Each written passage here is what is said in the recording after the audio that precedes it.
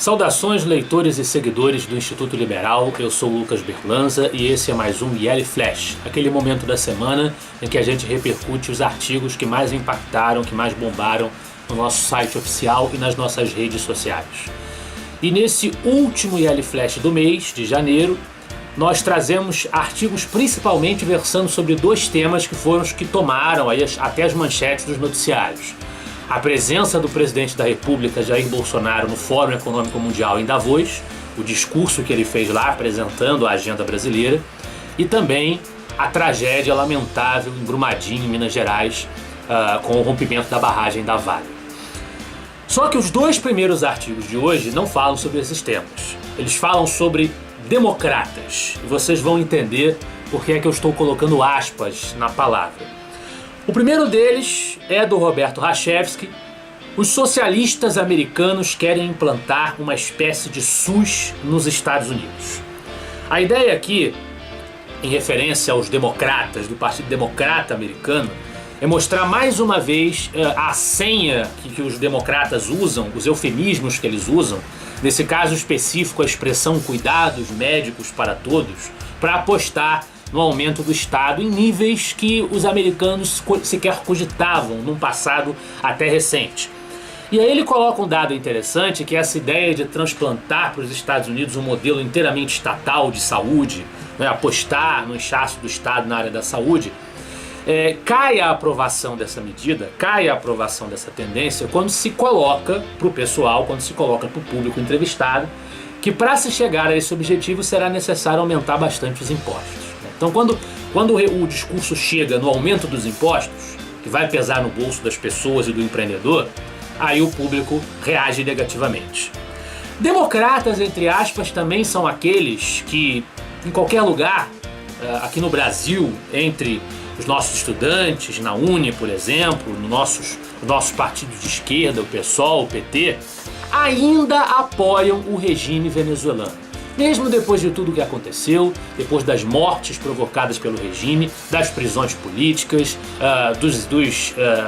dos opositores exilados, mesmo depois da grande reação internacional que hoje finalmente reconhece Juan Guaidó como presidente interino do país, mesmo assim continuam acreditando que a Revolução Bolivariana da Venezuela é um exemplo de democracia. E é sobre isso que trata o artigo do graduando em administração pela Rural aqui do Rio de Janeiro. Os democratas que aplaudiram a barbárie continuam se fingindo de baluartes da democracia, baluartes da vontade popular, mas a vontade do povo venezuelano e a liberdade do indivíduo venezuelano, para isso, não estão nem aí. Agora sim, como nós antecipamos, nós fazemos uma estação em Davos. O artigo do Roberto Rachevsky, novamente, sobre o discurso de Bolsonaro, e tem por título Minha Opinião sobre o discurso do Bolsonaro em Davos. O que o Rachevsky coloca é que, apesar das críticas em relação à extensão do discurso, Bolsonaro falou ali por não mais do que 6 minutos, ele deu um recado, diz o Rachevsky, curto e grosso. Foi direto ao ponto, expressou a vontade e a disposição do governo brasileiro em respaldar a agenda de Paulo Guedes. Nós vamos voltar a falar isso no final do Flash de hoje, de respaldar a agenda de Paulo Guedes e de abrir o comércio com o mundo todo. Então o Rachevsky chama a atenção para o fato de que nós precisamos entender as limitações do presidente e o que ele tem que fazer mesmo, sendo autêntico, é dar reforço no seu discurso às pretensões da equipe técnica que ele convocou, que é muito boa, a equipe técnica econômica do Paulo Guedes. Agora, de Davos, a gente faz uma estação em Brumadinho. O artigo também do Rachevsky, o rompimento de uma barragem, leniência e impunidade do Estado brasileiro. O rompimento das barragens, tanto em Mariana, alguns anos atrás, 2015, quanto em Brumadinho agora, essa semana, são tragédias absolutamente lamentáveis, e é claro que aqui, em nome do Instituto Liberal, nós todos nos solidarizamos com as famílias das vítimas, com os mineiros, por essa tragédia. É claro que esses fatos não aconteceram meramente por uma ação da natureza. Houve ali responsabilidade humana, direta, por ação, por omissão, sobretudo. E há que se responsabilizar por essa omissão os culpados humanos. É preciso que isso tenha consequências. A barragem de Brumadinho, da Vale, é algo que diz respeito a uma empresa, como diz o texto do Rachevsky, que é uma empresa de economia mista, onde a maior parte das ações está na mão do poder público. Apesar da privatização ter sido feita no governo Fernando Henrique, a maior parte das ações está na mão do poder público. E aí o Rachevsky aponta muito bem que quando o interesse do Estado está envolvido, cria-se um evidente óbice à investigação, à apuração e à punição dos responsáveis, porque existe o interesse direto do Estado, o agente fiscalizador, no assunto.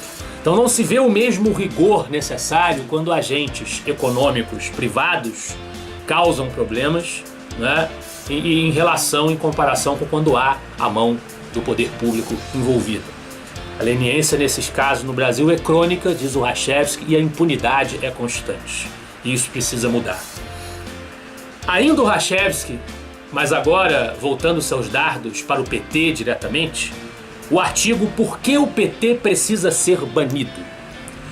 E aí a gente abre parênteses aqui para lembrar sempre que o Instituto Liberal publica artigos com posições as mais diversas dentro do espectro do liberalismo. Se você não concorda com a ideia de que o PT precisa ser banido, precisa ser fechado, precisa ter o seu registro cassado, né?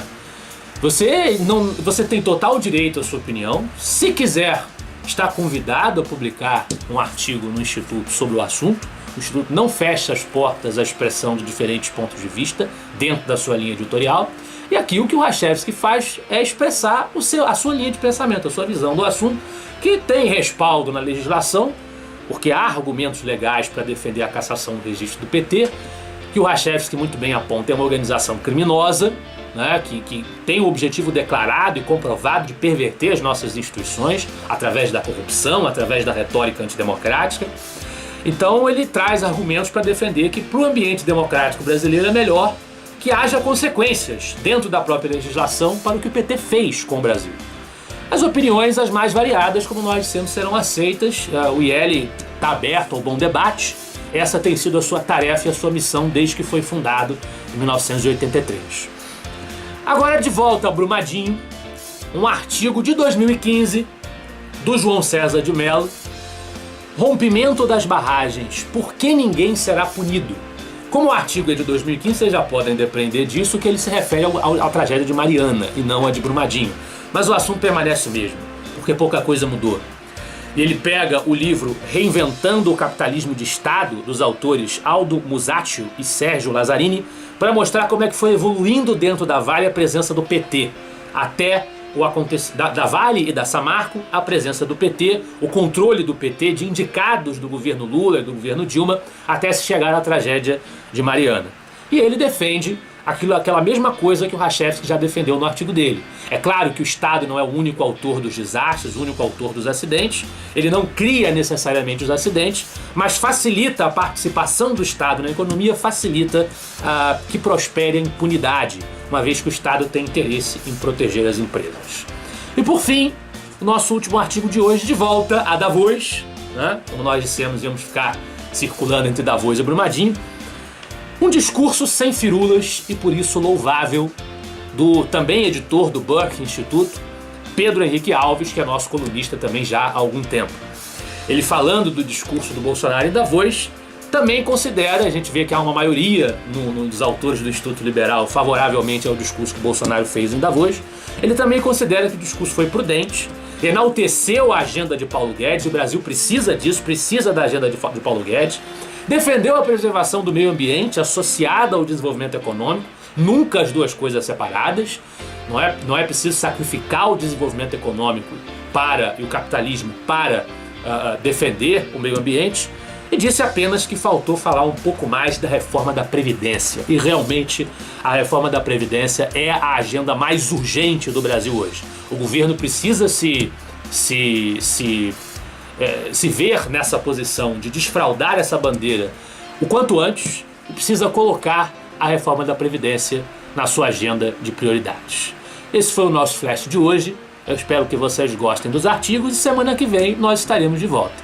Afinal de contas, para nós, você é a parte mais importante da sociedade. Até a próxima.